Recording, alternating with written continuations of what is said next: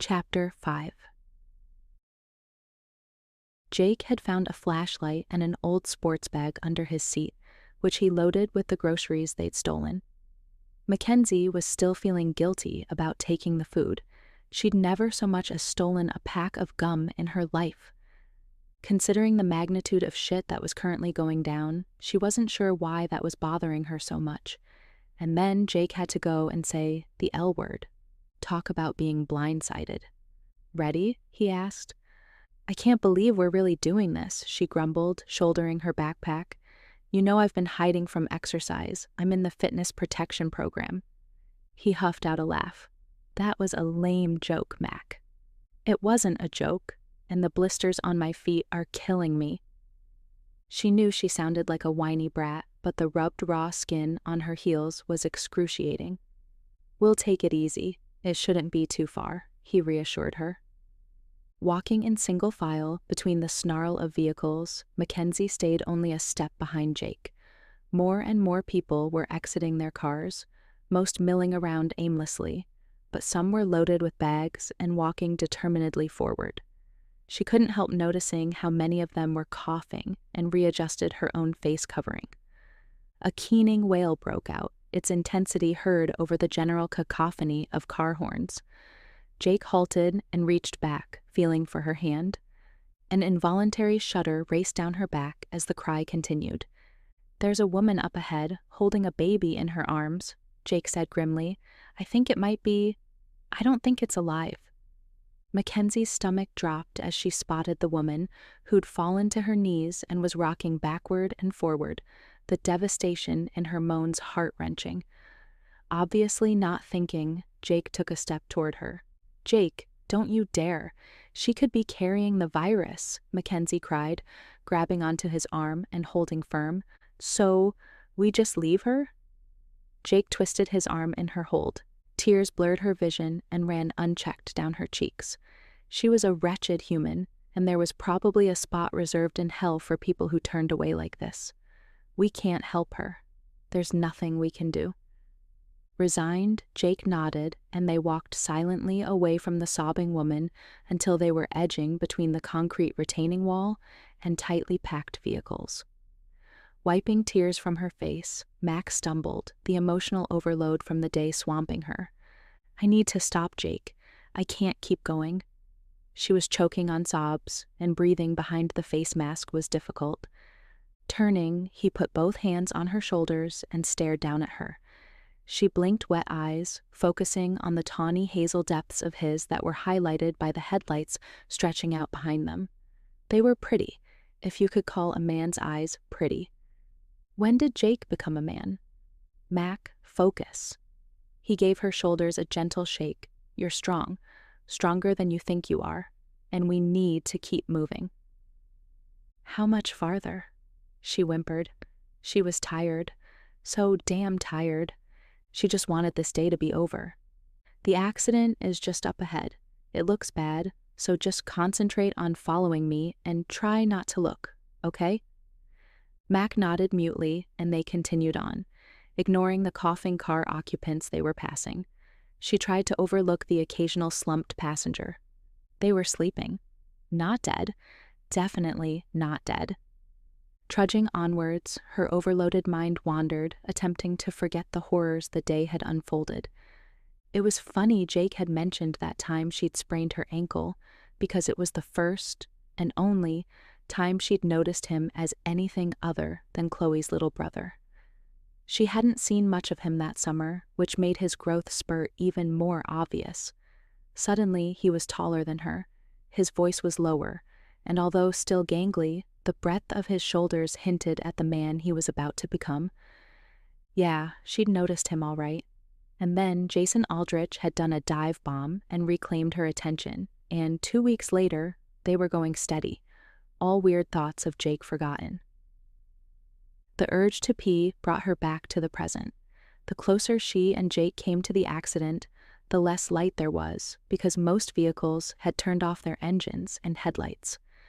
Mac couldn't see beyond the wreckage of metal that was blocking the road. It looked like a semi-trailer truck had lost control, and several cars had become collateral. "Do you think there's a rest stop ahead?" I really need to use the bathroom." Before he could answer, a gunshot rang out. Gasping, she ducked behind a minivan with Jake throwing an arm over her head, urging her lower to the ground. "Jesus Christ," he mumbled as another shot rang out.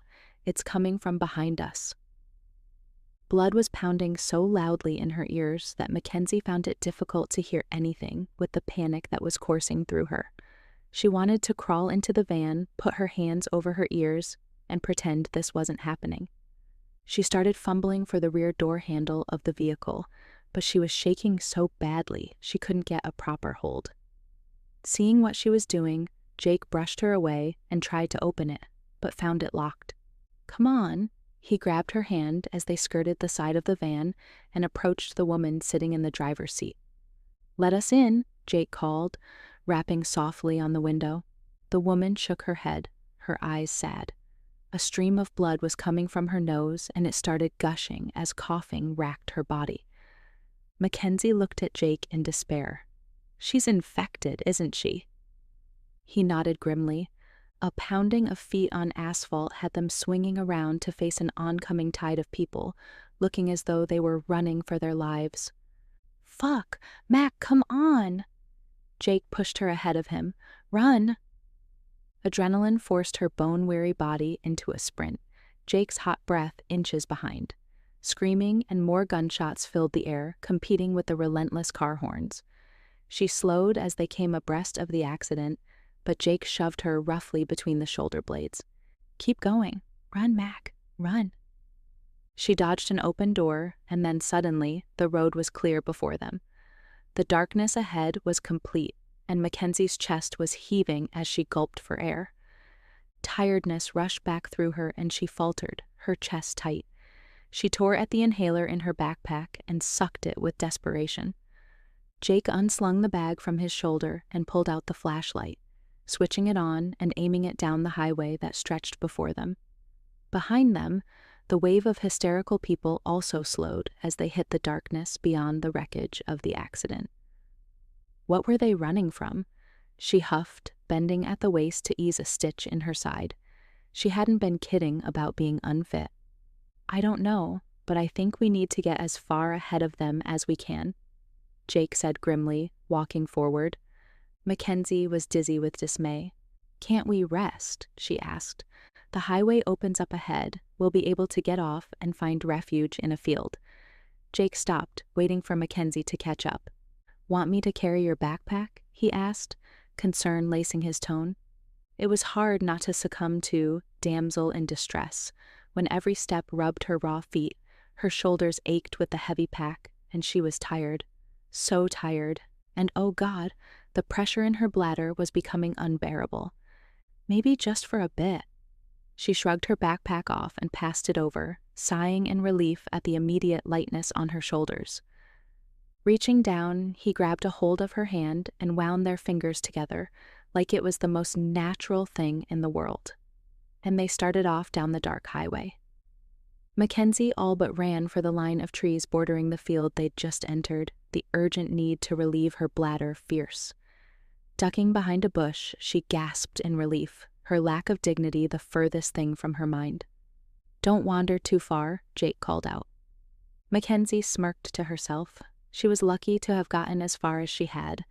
There'd been a very real chance she was going to wet herself. Thank God there were some random tissues tucked into the side pocket of her backpack. "What time is it?" she asked Jake, emerging from behind the bush. "You really should start wearing a watch," he said absently. "It's almost 9 o'clock. Let's try to find somewhere to rest."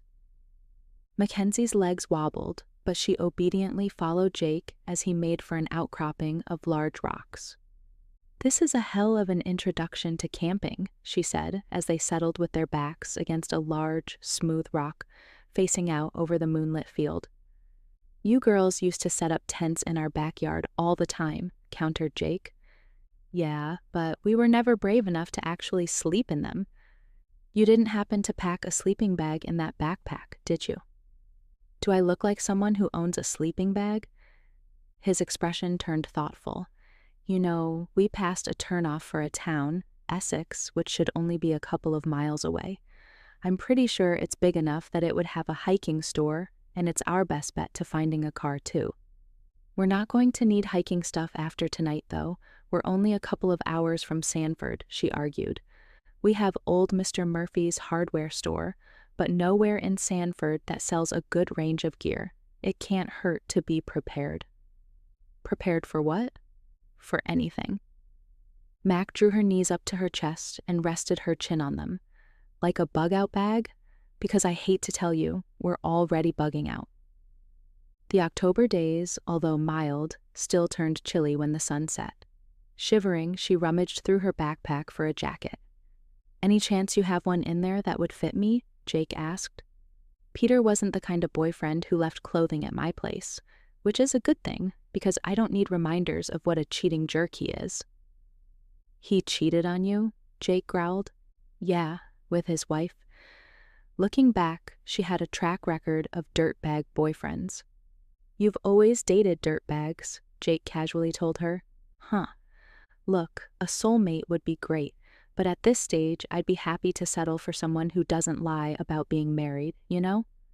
Come here, Mac. Keep me warm and try to get some sleep, Jake said, pulling her back against his chest. She relaxed, bracketed by his legs, and closed gritty eyes.